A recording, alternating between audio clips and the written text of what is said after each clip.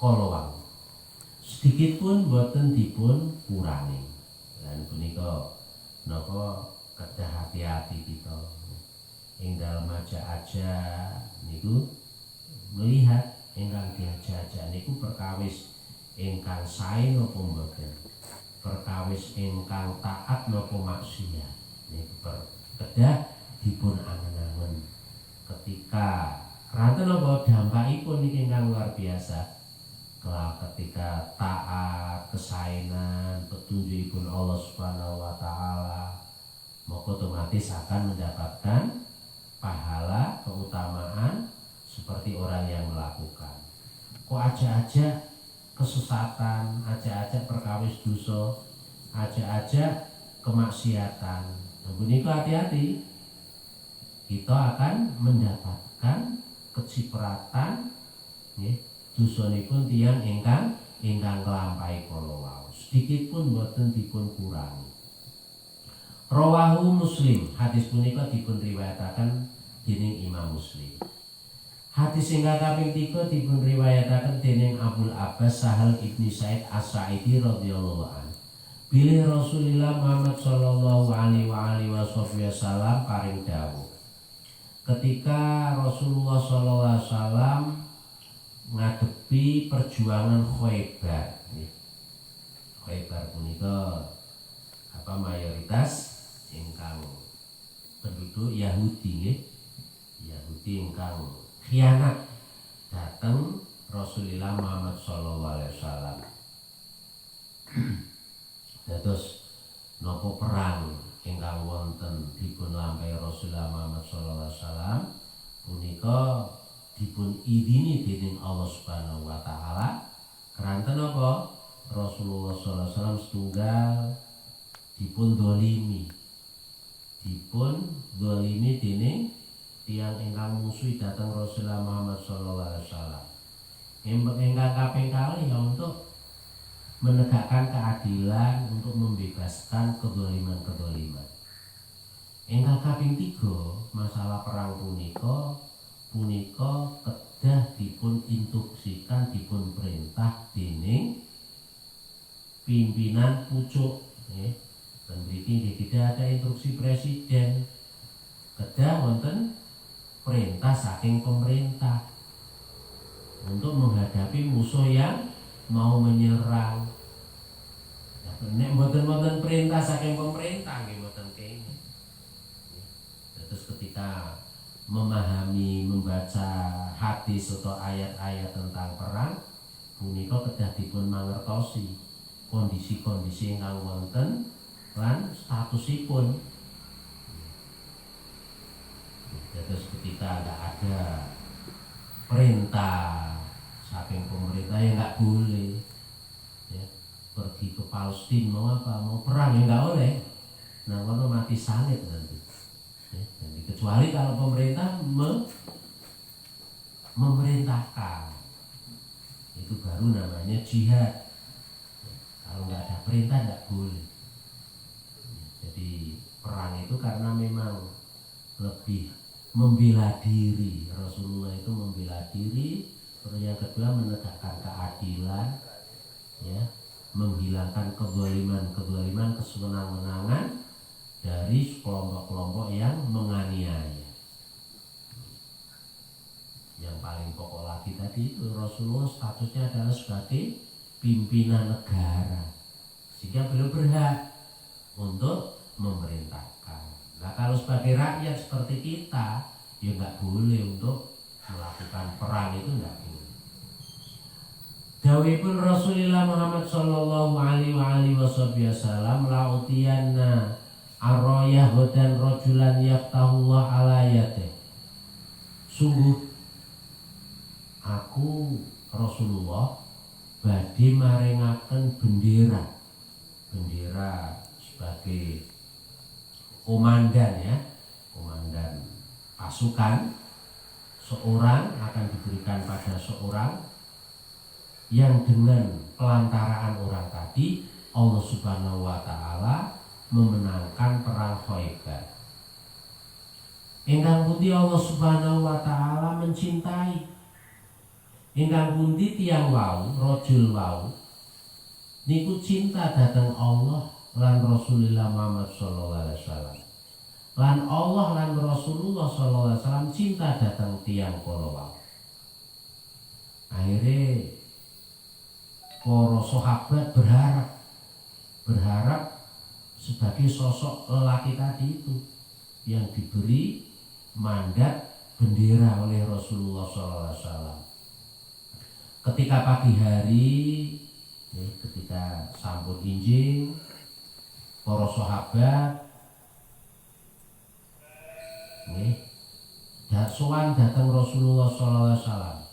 Semuanya berharap untuk diberi mandat bendera tadi itu sebagai komandan pasukan. Lalu Rasulullah SAW nangleti Aina Ali ibni Abi Thalib, nang di Sayyidina Ali kok ketok.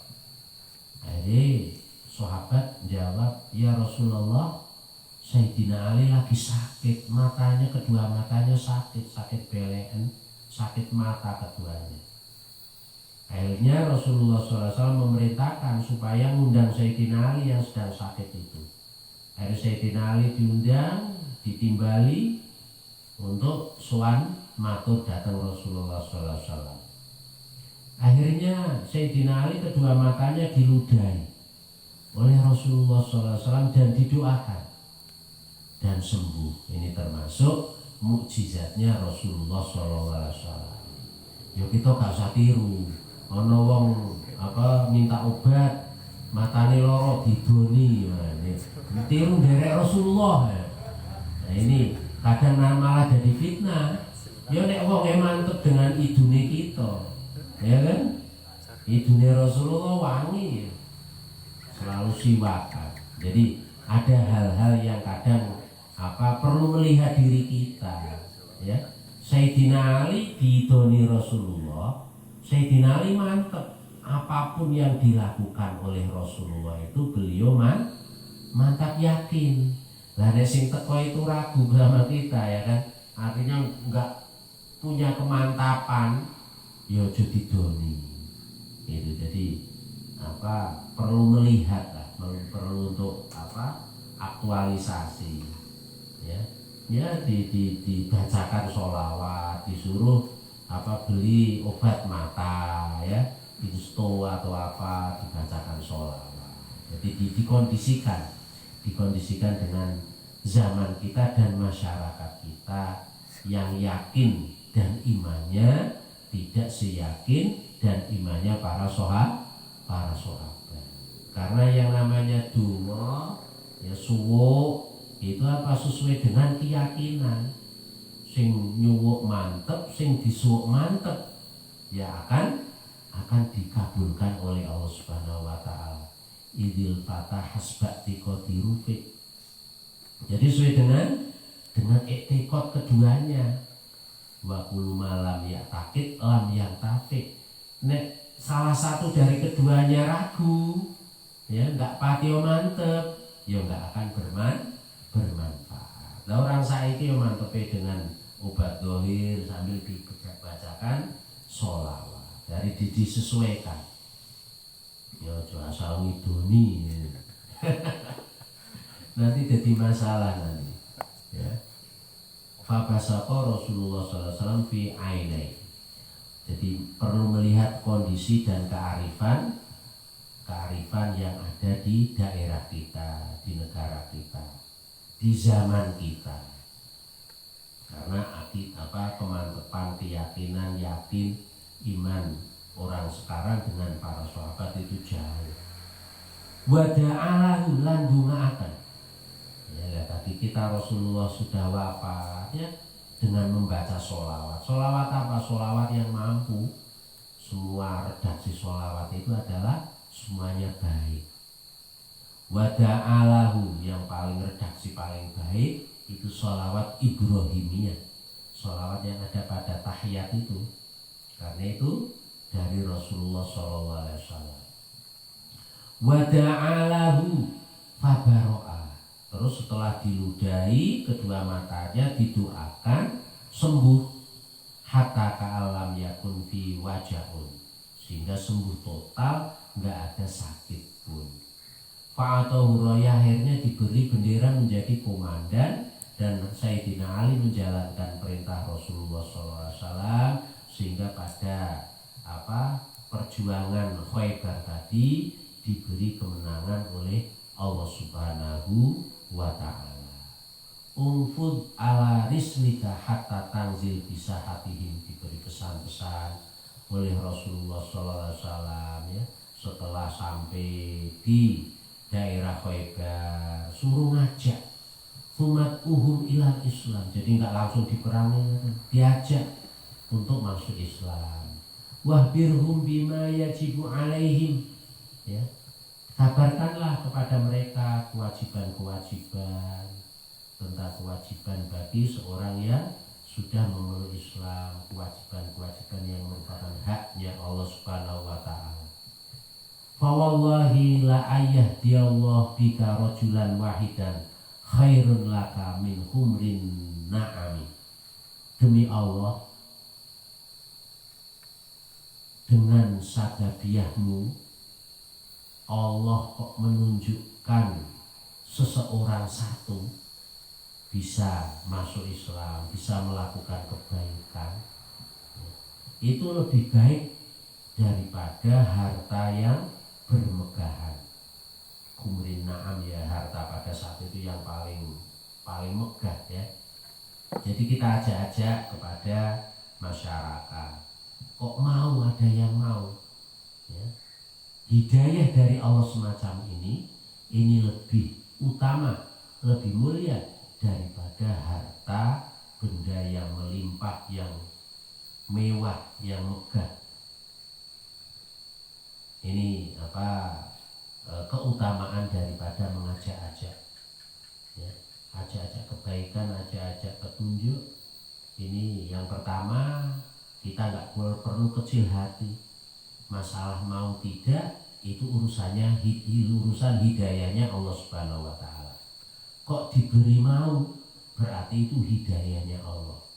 Dan hal semacam itu sangat mulia, sangat baik, lebih baik daripada harta yang mewah, yang megah. Ini sebagai spirit bagi kita semua untuk semangat dalam mengajak kebaikan, mengajak petunjuknya Allah Subhanahu wa Ta'ala, mengajak untuk bisa mengisahkan tauhid pada Allah Subhanahu wa Ta'ala, ngajak untuk bisa ibadah kepada Allah Subhanahu wa Ta'ala, baik langsung hubungan dengan Allah Subhanahu wa Ta'ala atau hubungan dengan sesama makhluknya Allah Subhanahu wa Ta'ala. Wan Anasin, hadis yang terakhir ini adalah diriwayatkan oleh Sayyidina Anas. Sayyidina Anas ini merupakan khodam ya, pembantunya Rasulullah SAW. Anafatan min aslam qala, ya Rasulullah, ini uridu al-ghazwa wa laysa ma'ima atajahazu bihi ya. Jadi ada seorang pemuda dari kabilah atau tanah Aslam matur datang Rasulullah SAW, belum menyampaikan bahwa dia ingin berjuang, cuma dia tidak mempunyai bekal. Akhirnya Rasulullah SAW merintahkan pada pemuda tadi, pemuda, kamu datang pada fulan. Dia fulan tadi itu sudah siap-siap untuk berjuang, cuma dia kena uzur sakit ya. Akhirnya suruh datang itu untuk artinya apa? Bekal yang sudah disiapkan fulan yang sudah mau berjuang terus sakit tadi itu, bekalnya suruh memberikan pemuda tadi. Akhirnya pemuda tadi mendatangi fulan tersebut ya, lalu menyampaikan salam dari Rasulullah SAW, dan supaya bekal yang sudah disiapkan karena fulan tadi itu sakit supaya diberikan kepada pemuda tadi. Akhirnya fulan tadi memerintahkan kepada keluarganya, kepada istrinya, supaya bekal yang sudah disiapkan karena dirinya ibunya sakit supaya diberikan kepada pemuda tadi, dan sedikit pun jangan ditunda. Fa wallahi la tahsibina min syai'an fayubaraka laki fihi. Jadi apa? Dengan segera menjalankan apa yang diperintahkan oleh Rasulullah SAW, itu akan menjadi sababiyah keberkahan hidup dari Allah Subhanahu wa Ta'ala.